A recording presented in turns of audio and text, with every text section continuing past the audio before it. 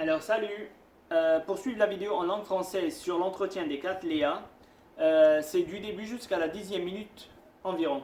مرحبا اللي بده يتابع الفيديو كيف بيعتنوا بالكاتلية باللغة العربية يتابع الفيديو من دقيقة العشرة تقريبا للآخر. Bon, salut tout le monde. Là, on va parler un peu du Cattleya. Désolé, je suis dans le salon à cause de l'ici parce qu'il fait vraiment très chaud. Nous sommes le 12 août 2021. Et voilà mon Cattleya qui a fleuri. Bon, celui-là, je l'ai acheté en 2019 de France. C'était une grosse plante que j'ai divisée en quatre. Donc j'ai 4 Cattleya blancs. Je vais vous montrer, c'est dehors. Après, je vais filmer. On est 1h30 du matin, donc ça sera un peu sombre. Et il y a celui-là qui est un cadeau de mon père. Il vient de Côte d'Ivoire en 2019 aussi. Bah, c'est une couleur violette, violet, mauve, quelque chose comme ça. C'est la même couleur que du premier Cattleya. Bon, le Cattleya, c'est la première orchidée que j'ai eue dans ma vie. Oh, bah, c'était l'orchidée de mes parents. Un Cattleya violet en Côte d'Ivoire qui a vécu pendant 10 ans. J'avais 4, 5, 6 ans et ça grandit avec moi pendant 10 ans. Et là, bon, j'ai voulu la même couleur et mon père m'a acheté celui-là. Bien sûr, c'est moi qui l'ai mis ici. Bon, là, on va parler un peu de l'origine. Le Cattleya, elle est originaire de l'Amérique centrale et l'Amérique du Sud. Pour l'exposition, c'est une plante qui va être exposée à la lumière, à une très forte lumière, mais pas au soleil direct. Elle va supporter des rayons du soleil le matin, mais pas celui de l'après-midi, ça sera trop chaud et peut-être vous aurez des brûlures sur les feuilles. Donc pour le Cattleya, c'est une très forte lumière, un tout petit peu le soleil le matin, donc on parle de la mi-ombre. Pour la rusticité, comme tous les orchidées, c'est une plante tropicale, donc attention au froid. C'est pas bon. La température idéale, ça sera entre 18 et 25 degrés.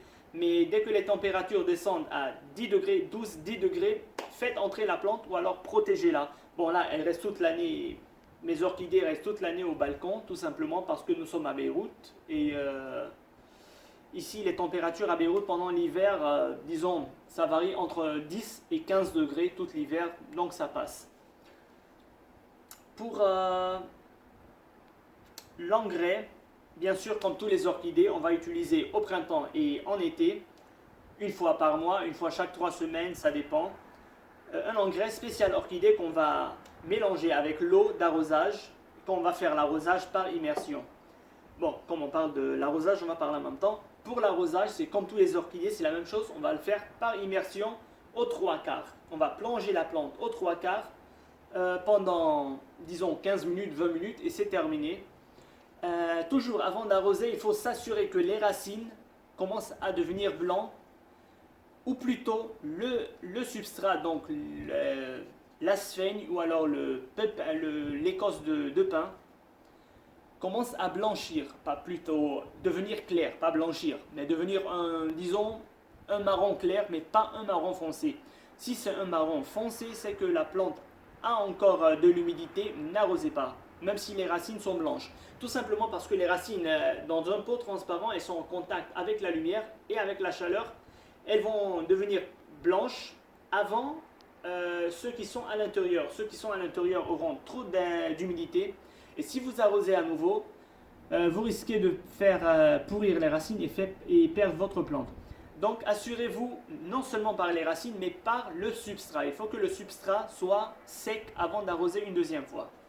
Personnellement, en été, je les arrose une fois chaque 10, parfois une fois chaque 15 jours, ça dépend de la canicule. Là, on est en canicule, je fais ça chaque 10 jours. En hiver, une fois chaque 3 semaines, une fois parfois par mois, ça dépend. Il faut toujours s'assurer que le substrat devient sec avant un deuxième arrosage. Qu'est-ce qu'on peut parler encore du Cattleya? J'ai oublié de faire des notes, c'est pour ça que je me rappelle de quoi j'ai oublié de quoi je parle. Pour la multiplication, voilà. Pour la multiplication, on va faire par division. Le Cattleya comme celle-là, elle a fait, regardez, je vais vous donner un exemple. Ça, c'est la maman, quand je l'ai achetée en 2019, c'était une nouvelle pousse, c'est pour ça elle est toujours là, ça fait 2 ans.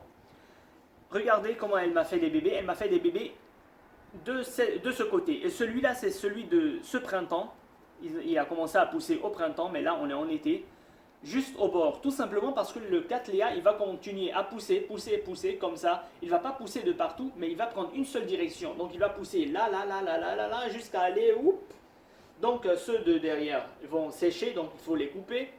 Ceux de devant, ce sont les nouvelles qui vont partir petit à petit, comme celui-là. Voilà, c'est la même chose. La maman, celui-là, c'est celui de 2019. Il commence à jaunir de toute façon. Et là, la nouvelle pousse de cette année, là voilà, bien sûr, de ce côté. Donc elle va partir, pap, pap, pap, pap. Voilà. Donc on va faire une division. Ça, c'est comme celle-là, je l'ai divisée en 4 et c'est une des 4 parce que c'était une grosse maman. Voilà. Pour la floraison, bien sûr, c'est en été, et voilà la preuve, nous sommes en août, le 12 août 2021. Pour la floraison, c'est en été. Qu'est-ce qu'on peut parler encore de la plante? Qu'est-ce qu'on peut dire de la plante? Bon, pour les maladies et les insectes, c'est comme tous les orchidées, on peut avoir des virus. On va avoir aussi la pourriture des racines. Arrête de jouer, c'est mon chat qui est en train de jouer avec ma caméra. Arrête. Je vous le présente, Namrudo. C'est un singe. Tu peux pas l'attraper, il refuse. Le voilà. Bon, allez, tu retournes ici, toi. Mais tu vas tomber là-haut. Bon. On a les virus, on a aussi les pourritures des racines à cause d'un excès d'humidité, donc faites très attention. On a aussi les cochenilles-farineuses. Les cochenilles-farineuses, ce sont des... Bon, tout le monde connaît les cochenilles-farineuses. Dès qu'on détecte des cochenilles-farineuses sur nos Cattleya ou sur nos orchidées, on va venir les retirer, les écraser. On ne va pas les laisser, on ne va pas les jeter vivants parce qu'ils vont revenir. On va juste pulvériser à la place où était la cochenille farineuse de l'alcool, c'est tout. On peut avoir aussi des acariens. Les acariens, bien sûr, c'est une plante tropicale, donc les acariens, il n'y a pas de problème, ils vont attaquer la plante quand le temps il est trop sec. Donc, on va faire du savon, n'importe quel savon, mélangé avec de l'eau. On va pulvériser 2 ou 3 fois par jour pendant une semaine. Les acariens vont détester l'humidité, donc ils vont foutre le camp.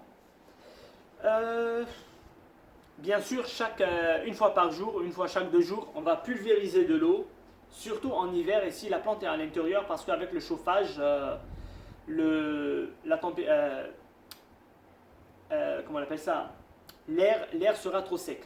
Donc ce qu'il faut faire, c'est une plante tropicale, elle a besoin d'humidité. Ce qu'il faut faire, on va pulvériser une fois par jour, paf, paf, paf, en été, en hiver, mais de préférence, si vous, à Beyrouth, moi je pulvérise rarement parce qu'à Beyrouth on est sur la mer et il y a trop d'humidité. Mais en hiver, oui, je pulvérise. Une fois par jour, paf, paf, on pulvérise de l'eau pour lui donner un peu d'humidité et c'est terminé. Ou alors chercher une soucoupe, la remplir d'eau avec une deuxième soucoupe à l'envers pour ne pas. Et on va poser la plante pour que l'eau qui va s'évaporer va donner cette ambiance humide. Mais à condition que le pot ne se pose pas sur l'eau de la première soucoupe. C'est pour ça qu'on met une deuxième soucoupe pour lever le pot pour ne pas que les racines soient en contact avec l'eau. Bon, le Cattleya, c'est... il y a une très grande variété, il y a beaucoup de couleurs. Là, je suis à la recherche des couleurs de nouveaux Cattleya, mais là, je ne trouve pas parce qu'on est au Liban et avec la crise politique, c'est la merde. Voilà. On n'a plus de produits, on n'a plus rien, les gens ne... Bon. Bon, c'est comme tous les orchidées, hein, c'est comme tous les orchidées, sauf que celui-là, il est plus difficile que le Phalaenopsis. Si vous êtes débutant, choisissez un Phalaenopsis et pas un Cattleya parce qu'il a besoin de plus d'humidité et plus de lumière que le Phalaenopsis pour donner sa fleur. Bon là, chez moi, l'emplacement il est idéal, c'est pour ça qu'elle a fleuri. Bon là, c'était tout sur les Cattleya. Si vous voulez plus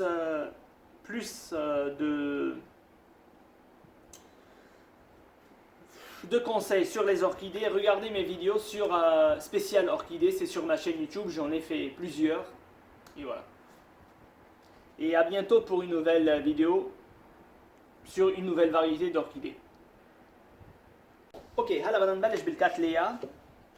عندي اللون الابيض هلا عملت لي ورد. هلا هيدي جبتها معي من 2019 بفرنسا. كانت كبيره قسمتها لاربعه ليصير عندي اربعه منها. اوكي هيدي وحده منهم. وهيدي لون الموف بيا جاب لي اياه من ابيجان. هيدي نفس اللون اللي كان عندي اياه من تقريبا 25 30 سنه، لانه اول اوركيديه كان عندي اياه هي الكاتليا. كمان من 2019 جاب لي اياه بيي من ابيجان، لانه نحن كنا خلقانين بابيجان ربينا بابيجان وهيك. كان عندي اوركيديه كاتليا كان عمري 5 6 سنين. هي كانت لاهلي وعاشت عنا تقريبا 10 12 سنه. بعدين بلشت تختير وتيبس واخر شيء ماتت. فكان حابب يصير عندي نفس النوعيه اللي كانت عندي، فجاب لي اياها نفس هي ذاتها نفس النبته. هلا بدنا نحكي عن الكاتليا. هلا الكاتليا هي اصلا من امريكا الوسطى وامريكا الجنوبيه، فهيدي نبته استوائيه بتحب الشوب. فبالنسبه للحراره مثل كل الاوركيديه، الحراره الممتازه للاوركيديه هي بين 18 لل 25. بس اذا الحراره بتبلش تنزل بين ال 10 ل 12 انتبهوا. اذا ضلت الحراره بين 12 10 12 ما في مشكله، فيكم تتركوها برا. هلا انا شخصيا حاططهم ببيروت على البلكون، لانه ببيروت الحراره بالشتويه ما في هالسقعه القويه، يعني بين ال 10 و 15 درجه مش اكثر من هيك. بس اذا الحراره بدها تنزل عندكم تحت ال 10 اجباري او بدكم تغطوها او بدكم تفوتوها لجوا. بالنسبه للاكسبوزيسيون، والله البسينه عندي اسمها نمرودو، اسم على مسمى سميتها قد ما نمروده. هلا من شوي كانت عم تلعب لي بالكاميرا، كان وقعت لي بالتليفون. هلا بتركض وبتفز على الازاز.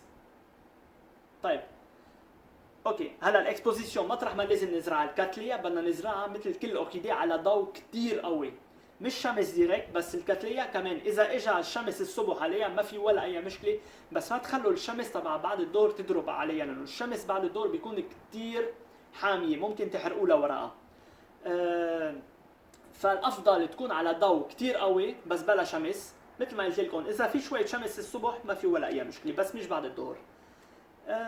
شو كنا بدنا نحكي؟ شو كان عم بقول انا؟ كنا عم بحكي شغله والبسينه ضيعت لي راسي. طيب هلا عم صور بالصالون. ما مالي بالعاده صور بالصالون بس لانه على الاي سي، لانه هلا شهر 8 نحن ب 12 شهر 8 2021 كثير شوب، فكرمال هيك. ومنيح انه جاي الكهرباء قدرنا نضوينا الاي سي، لانه على الموتور على الاشتراك ما فينا نضوي الاي سي. بالنسبه الورده تعولتها، هيدي نبته بدها تعطينا وردتها بالصيفيه، وهيدا الدليل نحن هلا بالصيفيه وعملت لي الورده تعولتها. بالنسبه للسقايه مثل كل الاوركيديات بدنا نسقيها تقريبا على 3/4. يعني بدنا نجيب جاط مي، طبعا مش مي كلسيه ولا مي مالحه، مي شرب او ميه اي سي اذا بدكم، لانه هلا الميه الشرب اصلا كثير غاليه وبتستفيدوا من ميه الاي سي. بدنا نحط مي وبنعملها ايميرسيون، يعني بنغرق البو تقريبا على 3/4 مش اكثر من هيك. امتى بنسقي؟ لما بنتاكد انه الشروش من برا بلشوا يبيضوا، بس مش بس الشروش، لانه البو ترانسبارون شفاف وعليها ضوء وعليها الحراره، لانه اول شيء فحتبيض قبل ما يبيضوا اللي جوا. فشو بيصير؟ جوا حتضلها رطبه، اذا رجعتوا سقيتوا ممكن تهروا للشروش. ففي شغله لغز صغير بدكم تتاكدوا، هيدي على كل الاوركيديه، تتاكدوا من الخشب تاعولها. لازم الخشب يبلش لونه يفتح. لما لونه يفتح يعني بلش المي تتبخر بكثره، فبيصير بدها سقايه.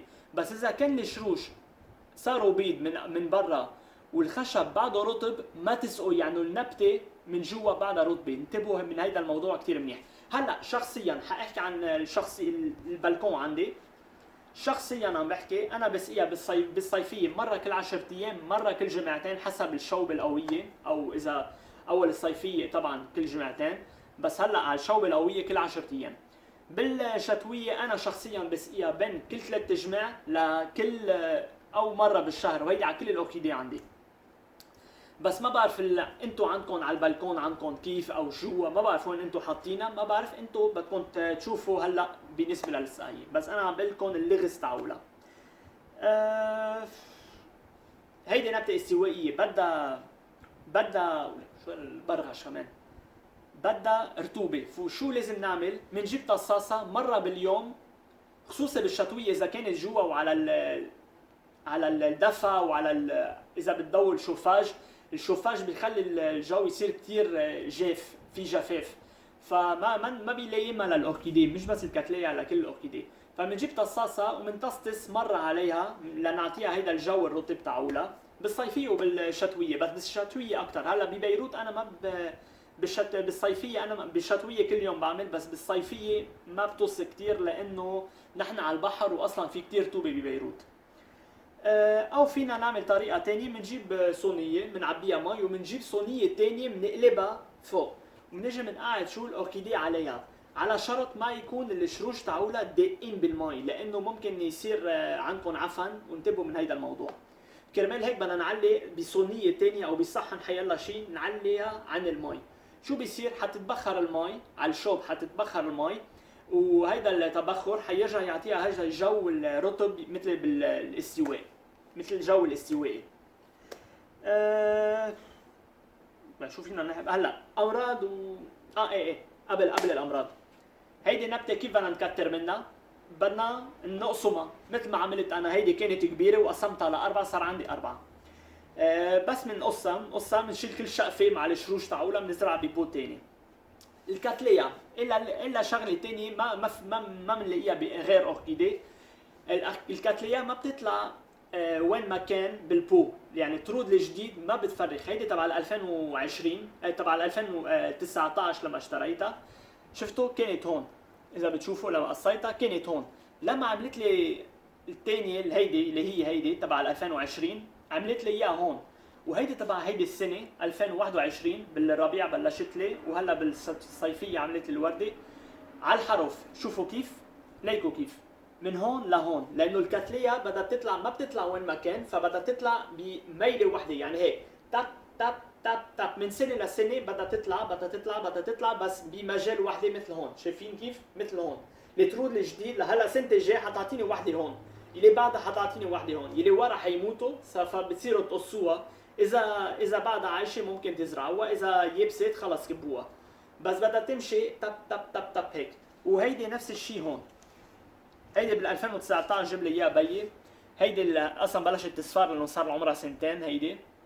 ولما عملت لي تبع 2020 هيا هون بهيدي الميله، و2021 هيا حدها، فبدها تمشي هيك باب باب باب باب. اوكي، هلا بدنا نيجي نحكي شوي عن الامراض والحشرات واللي بيجي عليها. مثل كل الاوركيديه عندنا فيروسات. هلا ما حفوت بتفاصيل الفيروسات لانه حتى انا ما بعرف كل الفيروسات، انا ماني سبيسياليست على الاوركيديه. بدكم تعرفوا ساعتها، بدكم تروحوا تفتشوا انتو، او بدكم تسالوا واحد سبيسياليست خبير اوركيديه، وعندكم مئات الفيروسات، فشو بدكم بهالشغله.